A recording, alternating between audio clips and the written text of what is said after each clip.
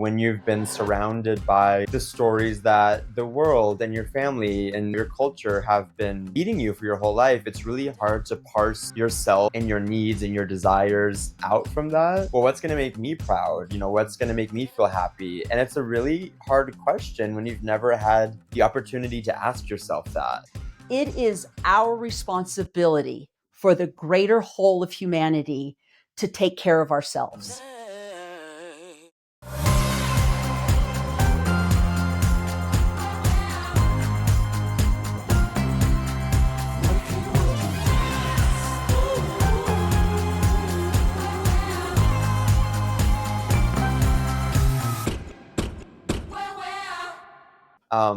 I think a lot about, in particular, my partner, who grew up in Asian immigrant households. And that was also a really big part of his upbringing was, it's about respect, it's about honor, it's about, making your family proud. And he has been on his own journey of, well, what's going to make me proud? What's going to make me feel happy? And it's a really hard question when you've never had the opportunity to ask yourself that. Being an individual and choosing yourself is a very American concept. It's a very Western concept. It's a very, white concept. And how do you get a sense of your needs and your wants and your desires when you've grown up in a world that doesn't allow you to ask those questions of yourself? I believe that this is like a muscle that you exercise. If you don't exercise, then it atrophies, right? It's not any different in that regard. And so what people don't realize, and this is particularly challenging in today's world because our focus is outward.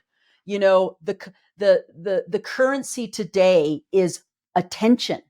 It's not even so much money, it's attention. That's what people want. We are so focused on everything outside of us, whether it's social media, whether it's TV, it's what is our neighbor doing, or what do they think, or what are they saying, or whatever.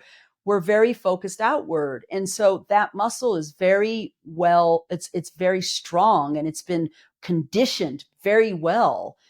And the problem with that is the other side of that coin is what's happening inside of here. Most people don't focus on it. So that muscle has atrophied. And I promise you this, that when you stop, like you shut out, like it's like shutting the door, like think about when you were in college campus and it's loud, the door's open, you shut your door to get some quiet.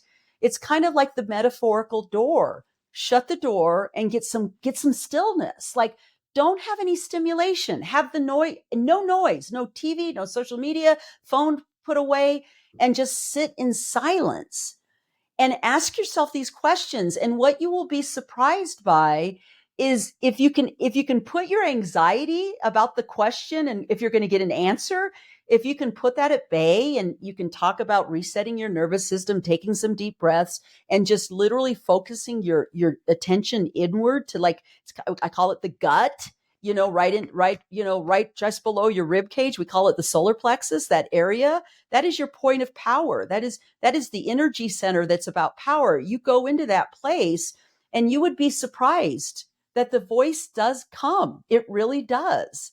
And the more you do that, the stronger the voice is and the quicker it comes. But typically what people do is they don't give it enough time. It's like going to the gym and going, okay, I did 10 reps on my bicep. I should be good. My bicep should be busting. No, you got to do more than 10 reps. And it's the same thing with that internal process. You have to visit it over and over and over again. And the more reps you do, the stronger that experience is going to be. And so you got to stick with it and just trust the voice comes. It really does.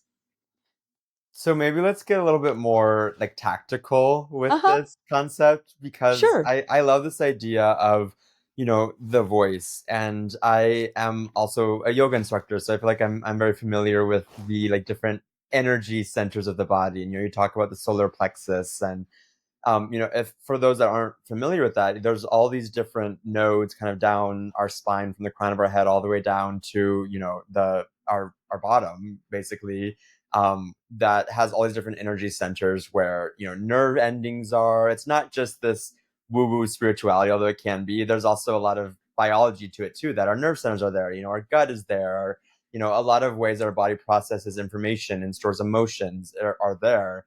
But I want to get a little bit more specific, maybe, on what it is that we're looking for when we're doing this. You say you like go inwards and like look at, listen to those areas and listen for a voice. I'm wondering if you could get a little bit more specific on what it is that we're looking for, or like what it could feel like to be encountering that for maybe people that have never done this in their lives or have never connected with their bodies, which so many of us struggle with that.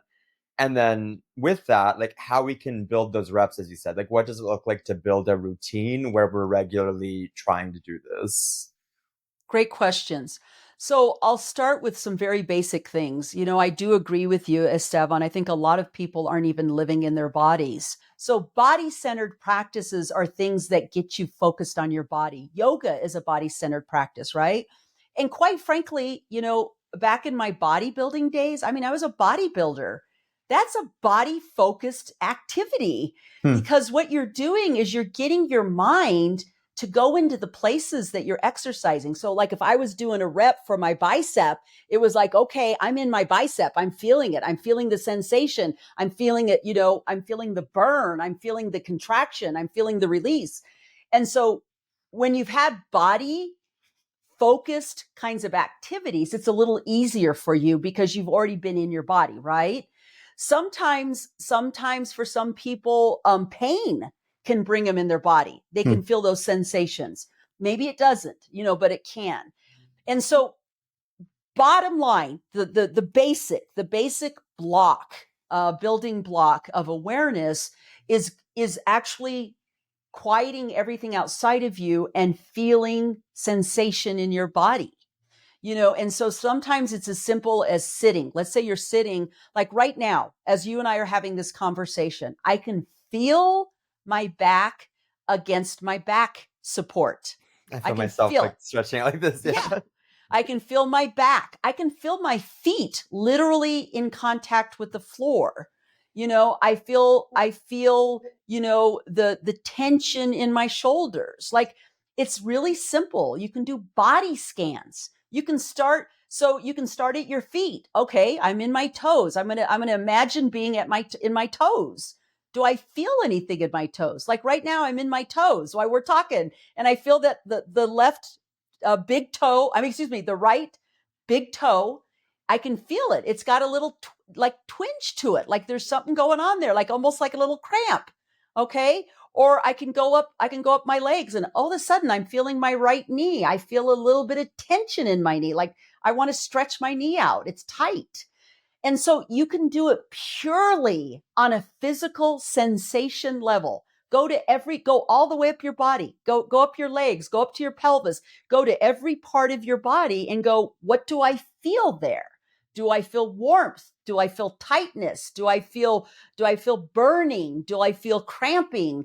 You can do that. And you can do that every single day. Like if you started every day doing body scan, every day, you are building the muscle of awareness. So that's the first step. Second step is pay attention to your body during experiences. So for example, let's say you're about ready to give a presentation and you're really nervous and you're saying to yourself, "Oh my god, I'm really scared, about this presentation." The moment you say that, pay attention to your body. Your Hmm. body will be doing something.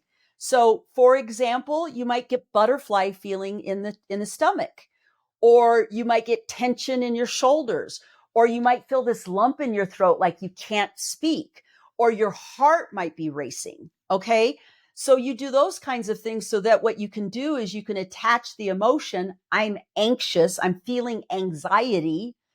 When I feel anxiety, this is what my body does. Okay. That can help as well.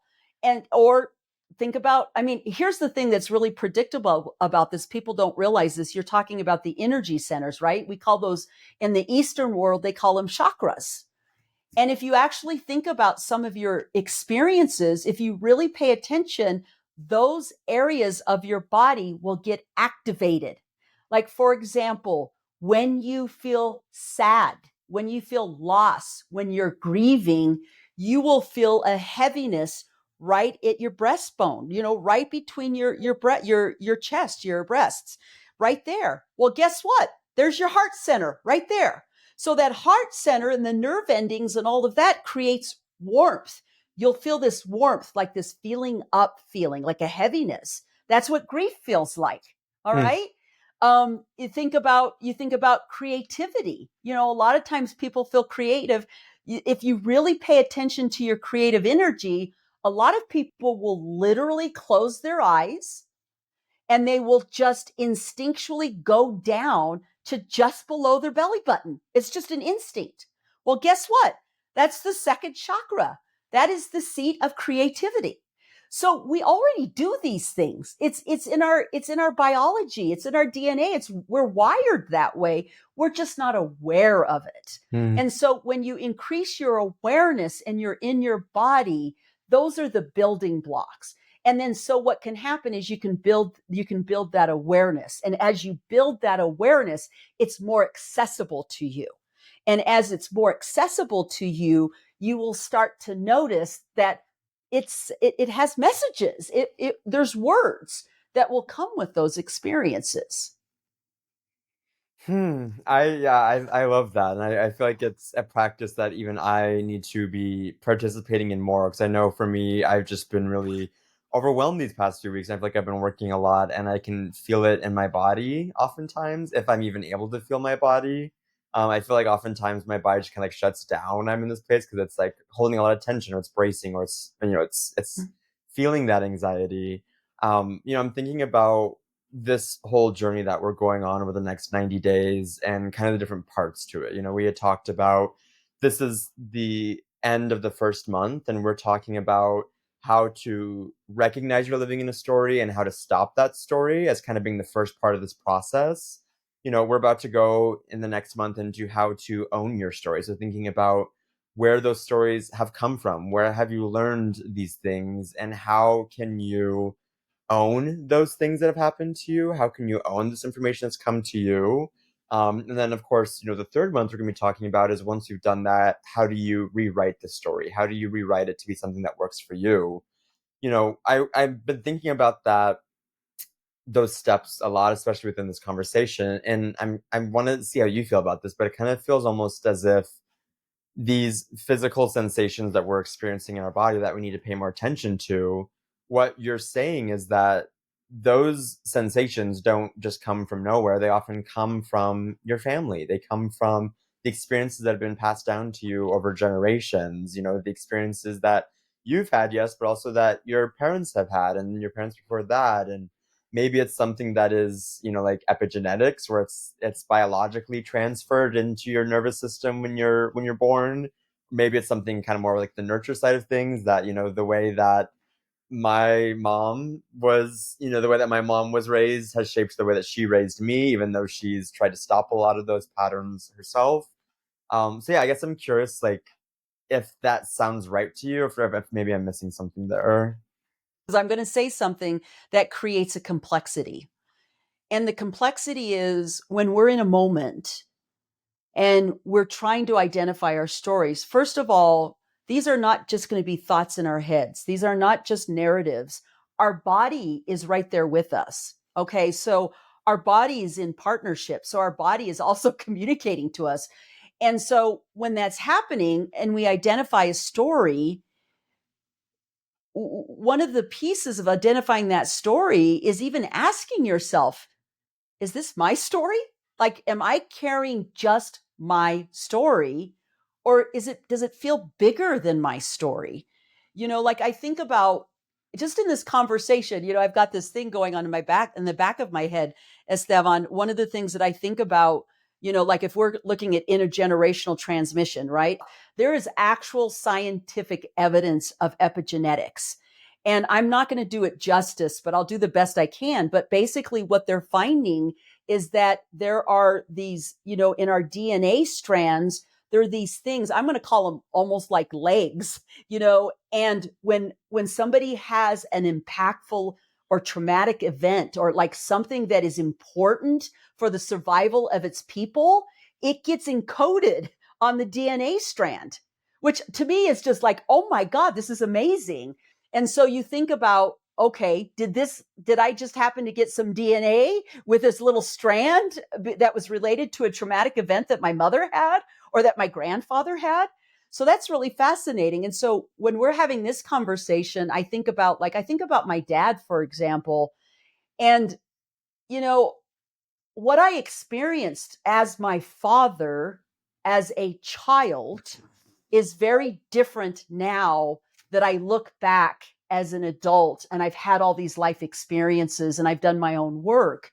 And one of the things that I think about with my dad was that my dad in his interactions with his children in his home life, very very serious, like he like had this permanent scowl on his head. I mean, he looked scary as a kid.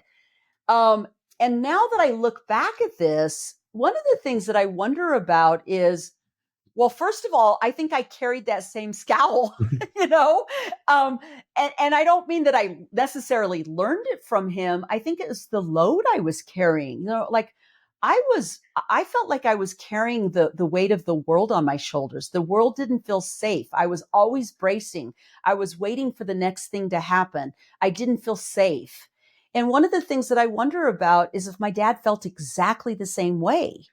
He just didn't, in that generation, they didn't talk about these things. They didn't have the emotional intelligence to identify it. And so I think about that, and I think about myself, and I think about the way that I carry myself and my own, decades of bracing for something, and thinking about what did I pass down to you in terms of genetics. You and I've talked about our nervous systems and that we have very similar nervous systems from the perspective of being like very tight. Our joints are tight, our tendons are tight, our muscles are tight. And did I pass that down to you in our DNA, or did you pick up that? Did you pick up on that by being raised by me? Because I'll never forget something that you said months ago when you said, "Mom, I was living in the shadow of your trauma." And it was shocking to me. It was very jolting to me because I thought that I did a really good job at protecting you from what I experienced as a child. And I protected you from it from the perspective as I did not pass down to you the abuse. I wasn't abusive in any kind of way. And that's what I stopped. But I couldn't stop my nervous system.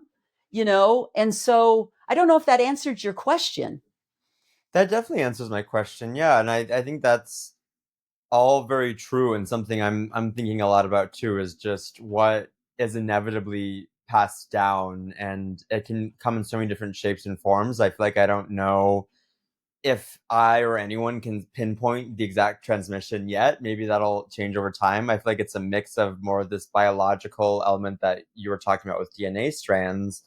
And then also, I can just see the way that it manifested even in the way I was raised. I don't need to be a psychologist or a scientist or a geneticist to understand this. I think for me, it could be like, as an adult now, I understand this better, but I could see moments where maybe you were feeling really overwhelmed, or like you were feeling like maybe you were in that trauma place or trauma state where you had to either be in, fight, flight, freeze, or fawn, as we had been talking about. And I, could pick up on that as a child, and it doesn't mean that you were, abusing me or putting on, sharing these traumas that you'd experienced. I think you worked really hard to try to separate me from that. But at the same time, I think I was living constantly with like your response to that trauma that was so very much active and alive in your body. Mm-hmm. And so I think that for me, that's kind of been my own crash course in how this stuff works, just because I think to me it makes perfect sense that we've had such different lives and also have very similar experiences of the world, is I think something that I've picked up on a lot more, especially as I've become an adult there. I'm kind of curious about that. Can you give an example Of what exactly? of how there are ways in which we're, even though we've lived very different lives, Hmm. that there are ways in which the experiences are similar? Yeah. I mean, uh I feel like for me something I've thought about is like the kind of our shared need to, let me kind of put this. I think it's interesting because I think since I've been in a relationship for the past like 2 years, a romantic relationship, um, I feel like I see myself acting out or doing a lot of the same things I saw you do when I was a child in a relationship. And it's funny because I think I see my partner as being very similar to the partner you had when I was growing up. They're very different in a lot of key ways, and you and I are also very different in a lot of ways. But for example, both my partner and I think your partner are very social, and they really love to connect. And I think that they're both extroverts and they're both, really high energy and really thrive on that. Whereas I feel like you and I both are more introverted, and like want that alone time and get overstimulated easily. And I think you and I are both social, like we both like being with people, but we're not ever the life of the party. We're not ever the one that's like, the center of attention. And I think for a while, I just assumed that that's kind of like a natural thing, that some people are introverts, some are extroverts, some are, loud, some are quiet. But I think as I've gotten older, at least in myself, I've noticed this. I'm curious if I feel like this is the case for you, but I don't want to speak for you. I feel like for me, I'm that way so often because I'm so overwhelmed or I'm so overstimulated, or I feel like my Mhm. nervous system is going haywire. And Mhm. my response is, you know, isolation, it's solitude. It's like I want to be in a situation where I can control everything that's happening. And when that's not the case, I freak out or I feel like I'm drained of my energy. And sometimes it's to my detriment. Like sometimes I stand in my own way. Like sometimes I need that social time, but I just feel like I can't handle it energetically. And I think a lot of that response to stimulus, to, being with people, I think it's very similar between you and I. And yeah, I see that just like a way that you and I are very similar. And it Mhm. reminds me of this quote by Resma Menachem, but he does a lot of work with somatic abolitionism, which is, what I think goes to a lot of what we're talking about here, basically thinking about the way that trauma and oppression are felt in the body, kind of those two at the same time. And he talks about, he has this book, My Grandmother's Hands, where he's looking at, when he was a kid, he saw his grandmother's hands. They were really large and, kind of, big and callous. And he's asked why they were so big. And she was like, well, that was from picking cotton. He's black and his grandmother was black. And she said, when I was a child, I was picking cotton and they grew really big. And he talked about how all those experiences of slavery and the afterlives of slavery have lived in his grandmother's body, in her hands, and the way that's been passed on to his parents and then him. Um, and that's all a long way to introduce this quote, but the quote that he said was that um, trauma like decontextualized in a body over time looks like personality, and like trauma Wow. decontextualized in a family over time looks like family traits, and trauma Oh. decontextualized in a people over time looks like culture. And Wow. that's, you just kind of assume, I think it's such a mic drop quote. It um is. and we can talk more about it, and I feel like we could have a whole other episode about that. But essentially saying that these things that seem very given, like, we're both introverts, we both like our alone time, we both get, we both enjoy those things, may be rooted in things like trauma or bad experiences or stories that we've lived through. um Wow. yeah, so that's what I'll say there. Well, first of all, that is just a wow. And we could, I mean, that gave me goosebumps when you said it, which always points to me that that's a truth. It's a fundamental truth. And as you said that, it was like, holy cow. I think about who I am.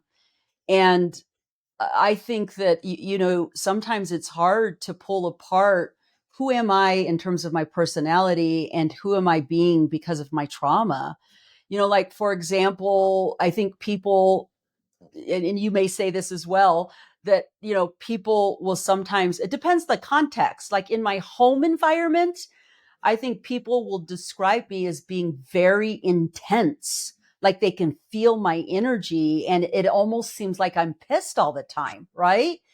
And my partner will always say, you're mad. I'm like, Well, what's interesting about this, and I'm going to go back to something that you said, and you said I think we're similar in this regard, is I get overstimulated and overwhelmed very easily. And it doesn't make me weak. It doesn't make me say there's something wrong with me. It's my nervous system, and it makes sense to me. I grew up in deprivation. Okay. So you got to think about this. I grew up in deprivation. I grew up with not a lot of stimulation. I grew up alone, being alone a lot. And so just the sheer fact of input and things happening all at once can cause my nervous system to get real activated. Well, when my nervous system gets really activated, it's like I'm in fire inside. It's very intense, it's warm, it's overwhelming. And so what I typically do as a coping strategy is I contain it.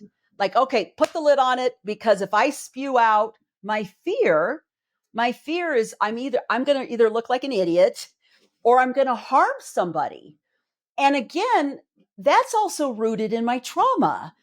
Going back to my father, I see him with a different set of eyes today, because I wonder if my father's violent outbursts were because he was overwhelmed.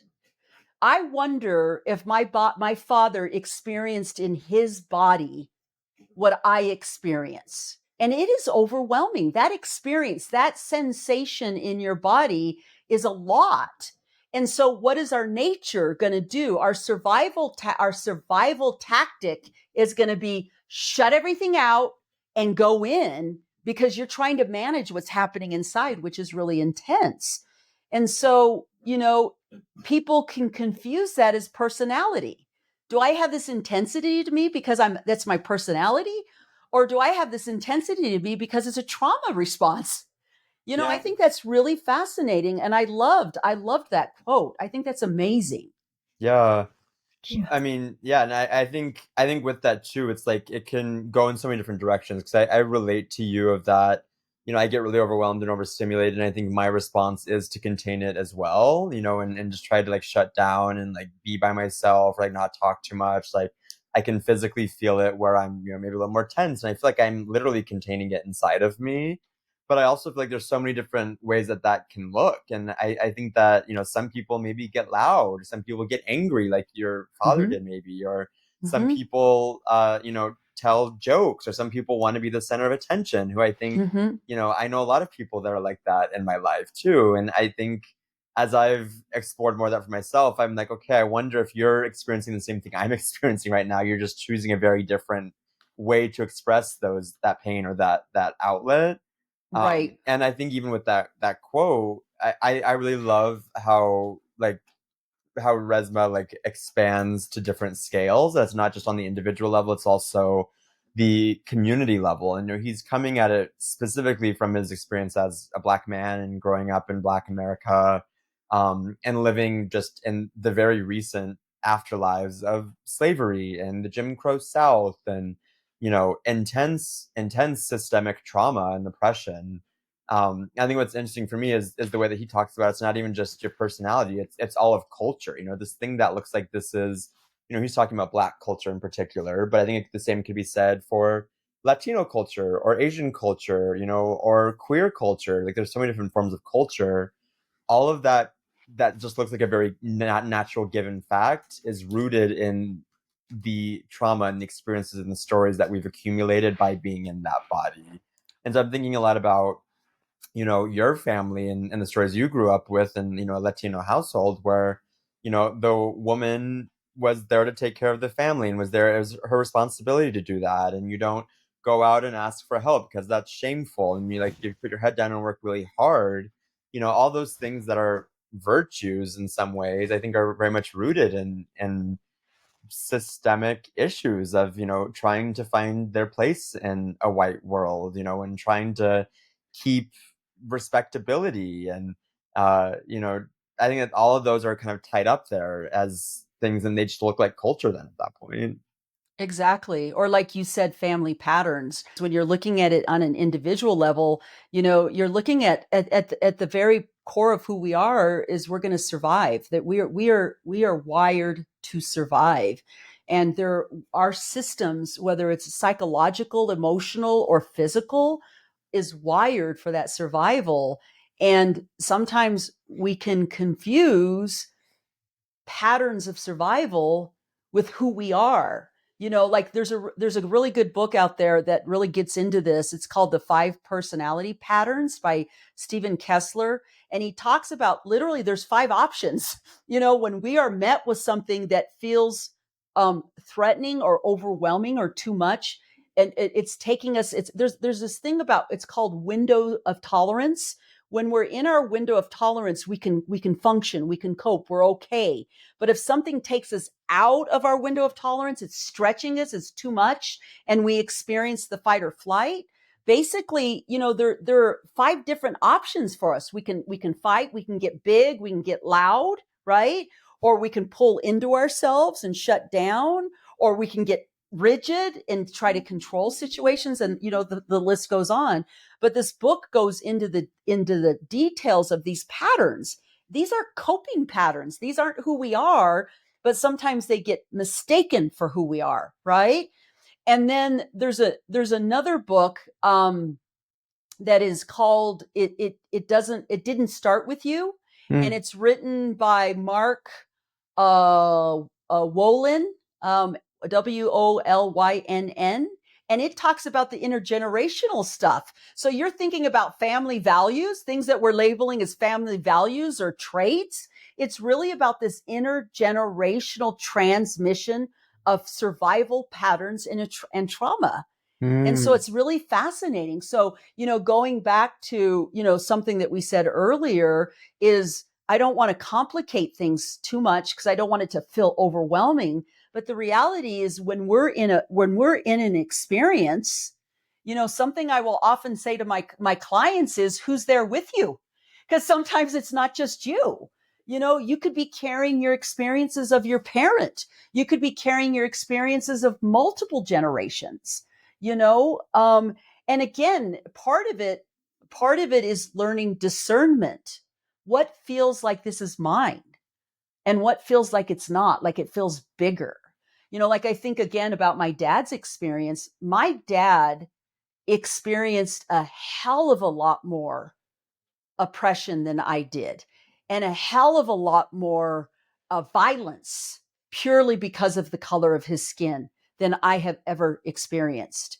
And yet, I wonder if I carry that in my DNA.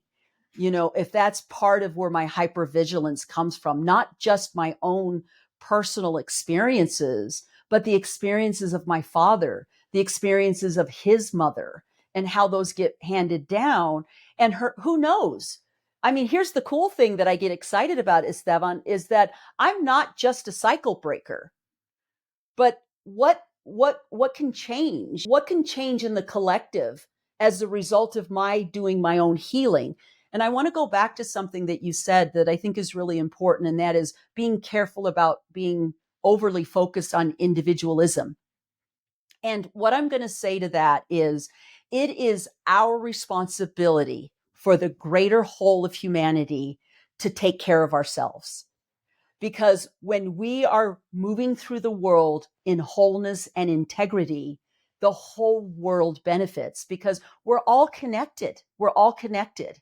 And so to think about it, taking it from the individual to the collective to the community, that's where it happens. Is if I'm taking care of my shit, if I'm keeping myself, and it's not about putting lid on shit. It's about, I need to be, coming from a place of integrity. Am I okay with how I'm acting? Is this okay? Am I okay with this decision? Am I okay with how I'm showing up?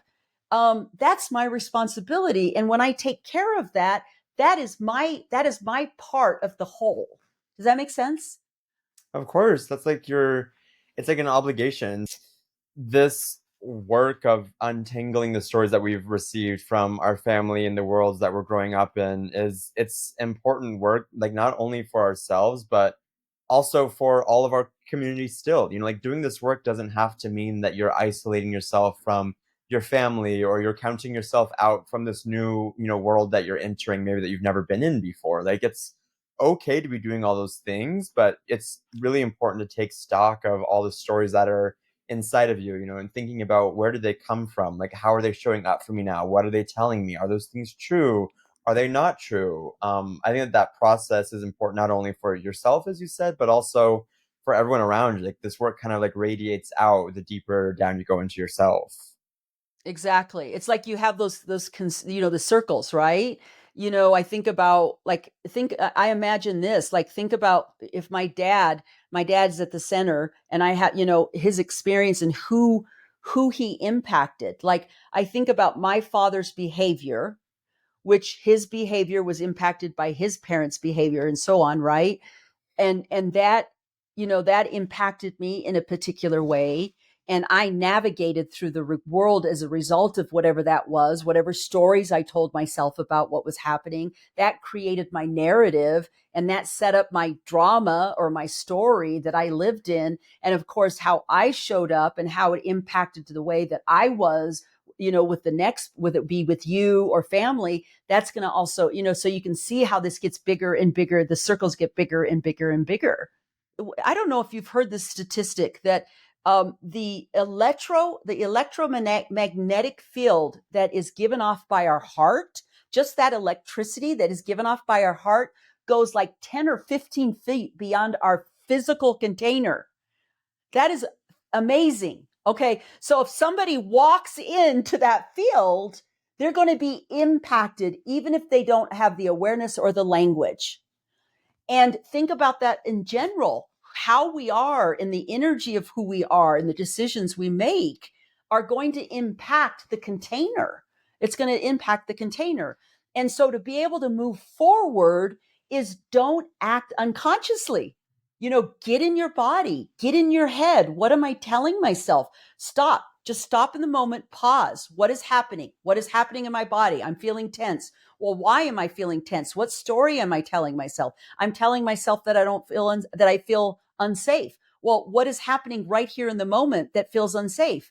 Well, I don't know. There maybe not be anything in the moment. Well, then where's this feeling coming from? Oh, it's coming from the fact that I'm anticipating the thing that happened 6 months ago is going to happen again, but it's not happening right now. So it's really about stopping, pausing, get in your body, be aware of what you're telling yourself, decide what you're going to do with that. Is that helpful? Of course, yeah, just I was trying to Okay. do with that. And I feel like that's like the perfect way to wrap up at least this first month of this journey. We've for the past month been talking about maybe just that first step of how to identify when you're living in a story versus fact, the way that that is felt in your body, and the way that these can show up in the workplace, in your family, in any context that you're in, that these stories are shaping the way that you're acting more often than not, probably unconsciously. And I'm excited to go into the next month of this because I think now we're going to start to talk about that last part that you had mentioned, which was what are you going to do with it? And you've now become aware that this is happening. Like, now what? How do you take stock of what's there? Are you going to own it? Are you going to run away from it? Are you going to give it more power? Are you going to take away its power? And I really like that. And I think that that's a really great way to live in this space between family and all the generational inheritance from there, and the life that you're living now is figuring out, where am I learning all these things, how are they feeling in my body, and then what do I do with those going forward. So I feel like we've covered so much, like probably enough. We could talk for probably another hour or so about this, and I'm excited to keep going and talking more about this though. Absolutely, absolutely. And you know what I would like to end with, Esteban, is the idea of, everybody knows this about me in terms of I'm a self-empowerment person, right? And our point of power comes from the moment that we consciously choose something. So when you think about these stories, if you're unconscious, then you're not in a place of empowerment. You're not a place of power, because that unconscious narrative is running the show. Hmm. You're a passive rider on this ride. You're not in the driver's seat. You're in the back seat. And so the moment that you put the brake on and you say, what's happening? What's happening in my body? What am I telling myself? You have just opened the door to your personal power. Because in that moment, you can say, okay, I've got the data. Now, what am I going to choose to do with it? That is your point of power. I love it. I love it. Well, I'm excited to jump into more power over these next couple weeks here.